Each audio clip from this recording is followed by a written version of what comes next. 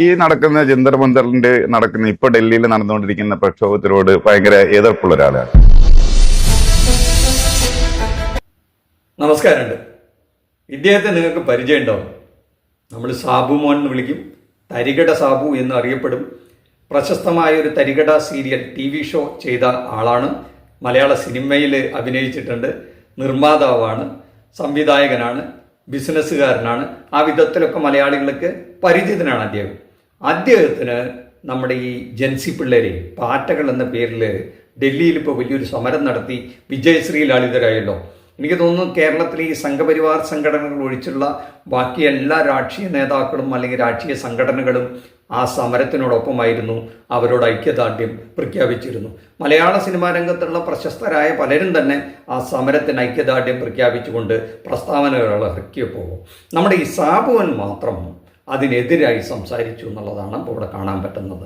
എന്താ എനിക്ക് ഈ സാബുമോൻ ഇങ്ങനെ പറയാനുണ്ടായ കാരണം? അത് നമുക്ക് സാബുമോനോട് തന്നെ ചോദിക്കാം.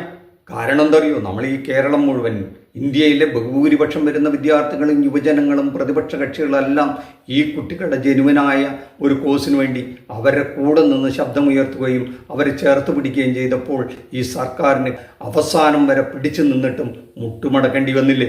അവർ വലിയ വിജയാഹ്ലാദം കൊണ്ട ദിവസമല്ലേ ഇന്നലെ.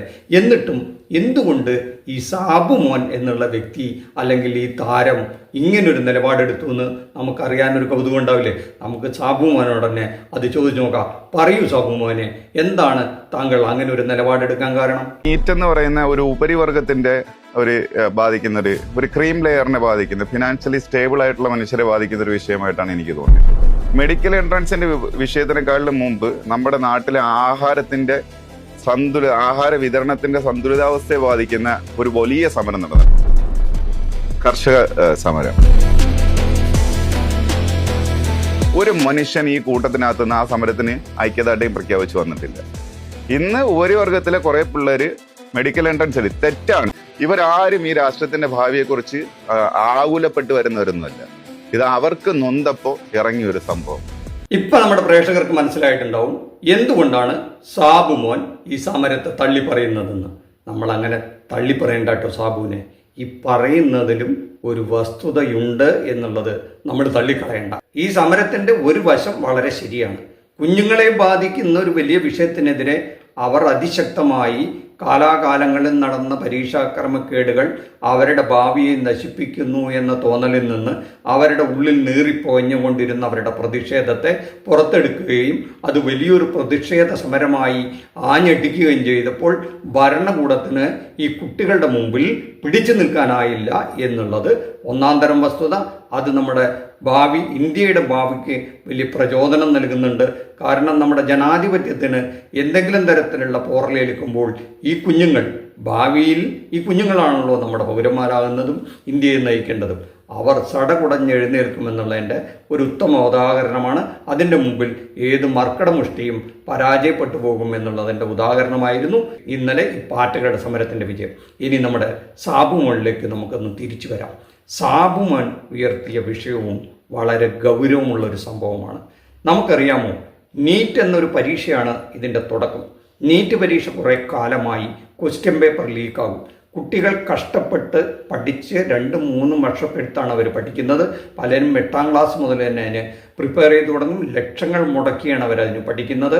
അവസാനം ഈ പരീക്ഷയ്ക്ക് എഴുതി പുറത്തു വന്നു കഴിയുമ്പോൾ ഈ ക്വസ്റ്റ്യൻ പേപ്പറൊക്കെ ലീക്കായി ഈ മിടുക്കന്മാർ ആ പരീക്ഷ പാസ്സായി റാങ്ക് കിട്ടി സർക്കാർ മെഡിക്കൽ കോളേജുകളിൽ അഡ്മിഷൻ എടുത്ത് വളരെ ചുരുങ്ങിയ ഫീസിൽ പഠിച്ചു പോകും. ബാക്കിയുള്ള കുട്ടികൾക്ക് അഡ്മിഷൻ കിട്ടാതെ വരും, അല്ലെങ്കിൽ വലിയ തുക കൊടുത്ത്. അവിടെയാണ് സാബു പറയുന്നത് ഇതൊരു മിഡിൽ ക്ലാസിൻ്റെ പ്രശ്നമാണെന്ന്. സംഗതി ശരിയാണ് സാബുമൻ പറയുന്നത്.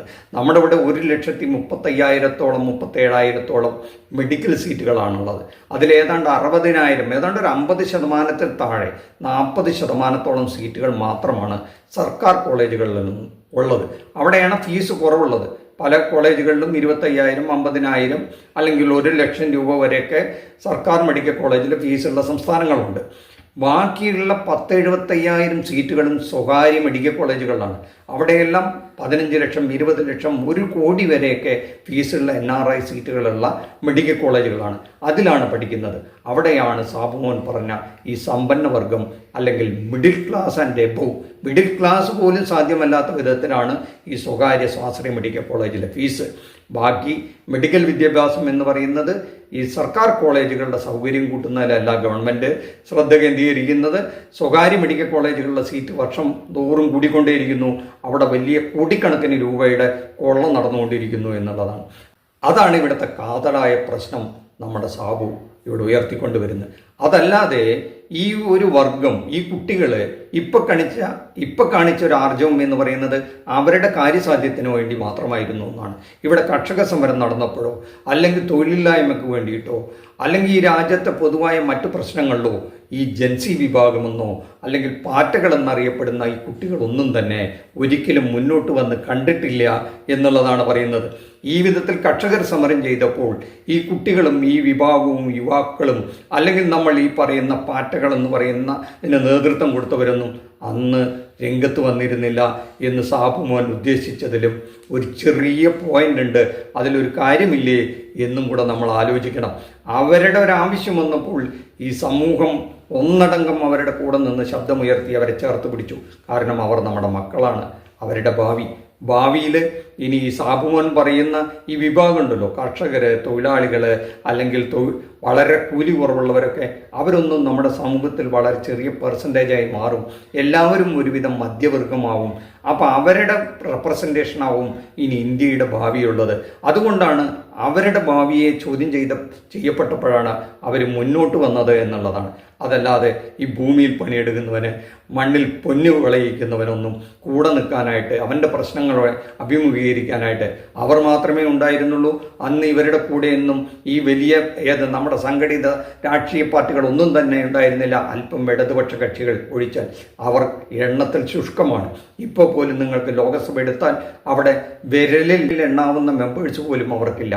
പക്ഷേ അവർ ഏത് വലിയ സമരത്തിൻ്റെയും മുമ്പിൽ എണ്ണം കൊണ്ട് ചെറുതാണെങ്കിലും ശക്തി കൊണ്ടവർ വലുതായി അവിടെ കാണും. പക്ഷെ എണ്ണം കൊണ്ട് വലിപ്പമുള്ള പ്രതിപക്ഷ കക്ഷികളൊക്കെ പലപ്പോഴും ഇത്തരം സമരങ്ങളുടെ കൂടെ നിന്ന് നമ്മൾ കാണാറില്ല, ശബ്ദമുയർത്താറില്ല. സാബുമോൻ്റെ ആ സ്വരത്തിൽ അല്ലെങ്കിൽ ആ പ്രസക്തമായ വിമർശനത്തിൽ ചില കാമ്പില്ലേ എന്നും കൂടെ നമ്മുടെ പ്രേക്ഷകർക്ക് അഭിപ്രായം പറയണം. സാബുമോൻ ഉയർത്തിയ ഈ ഒരു വിമർശനം ശരിയാണോ എന്നുള്ളത് നിങ്ങൾ പ്രേക്ഷകർ പറയണം. ഈ കുഞ്ഞുങ്ങളുടെ സമരം വലിയ വിജയം കൈവരിച്ചു എന്നുള്ള കാര്യത്തിൽ ആർക്കും തർക്കമൊന്നുമില്ല. അവർക്ക് ഈ സമൂഹത്തിൻ്റെ നാനാ തുറകളിൽ നിന്നും വലിയ സപ്പോർട്ട് കിട്ടി.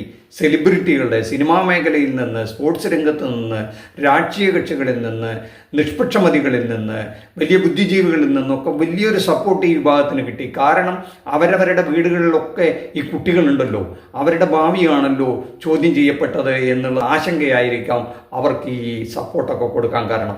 എന്തിന് ഭരണകക്ഷിയിൽപ്പെട്ട പല നേതാക്കളുടെ വീടുകളിലുള്ള മക്കൾ പോലും ഈ സമരത്തിൽ പങ്കുചേർന്നു എന്നാണ് റിപ്പോർട്ടുകളിലൊക്കെ കാണുന്നത്. അതാണ് BJPയുടെ സ്ഥാപക നേതാവായ മുരളി മനോഹർ ജോഷി പോലും ഈ കുഞ്ഞുങ്ങളെ അനുകൂലിച്ചുകൊണ്ട് രംഗത്ത് വരാനുണ്ടായ കാരണം. ഒരു ഘട്ടത്തിൽ RSSന്റെ നേതാവ് പോലും ഈ കുട്ടികളെ കേൾക്കേണ്ടതുണ്ട് എന്ന് ഈ ഗവൺമെന്റിന് താക്കീത് കൊടുത്തതിൻ്റെ അനന്തരഫലമായിരുന്നു ഇന്നലെ ഈ വിദ്യാഭ്യാസ മന്ത്രി രാജിവെച്ചത്.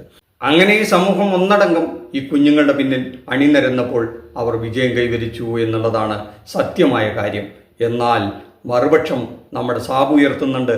ഇവിടുത്തെ അടിസ്ഥാന വർഗത്തിൻ്റെ, കർഷകരുടെ, തൊഴിലില്ലാത്ത ചെറുപ്പക്കാരുടെ, ഈ വീടില്ലാത്തവരുടെ, പട്ടിണി കിടക്കുന്നവരുടെ, അവരുടെ പ്രശ്നങ്ങൾക്ക് വേണ്ടി ഈ രംഗത്തിറങ്ങാനായിട്ട് ഈ ജൻസികൾ, ഈ യുവാക്കൾ എന്തുകൊണ്ട് പുറത്തേക്ക് വരുന്നില്ല, സംഘടിക്കുന്നില്ല എന്നൊരു ചോദ്യമാണ് സാബു ഉന്നയിക്കുന്നത്. അവനവൻ്റെ തടിക്ക് തട്ടുമ്പോൾ അവർ രംഗത്ത് വരുന്നത് പോലെ മറ്റുള്ളവരുടെ പ്രശ്നങ്ങളും ഈ സമൂഹത്തിൻ്റെ പ്രശ്നമാണെന്ന് ഈ കുഞ്ഞുങ്ങൾ തിരിച്ചറിയേണ്ടതുണ്ട് എന്നൊരു മെസ്സേജ് ഈ സാബു പറഞ്ഞ വിമർശനത്തിൽ ഇല്ലേ എന്ന് നമ്മുടെ പ്രേക്ഷകർ പറയട്ടെ. നിങ്ങളുടെ അഭിപ്രായങ്ങൾ കമൻറ്റ് ബോക്സിൽ കുറിക്കുക. നന്ദി, നമസ്കാരം. മറ്റൊരു വിഷയവുമായി മറ്റൊരു എപ്പിസോഡിൽ കാണുന്നവരെ താങ്ക് യു.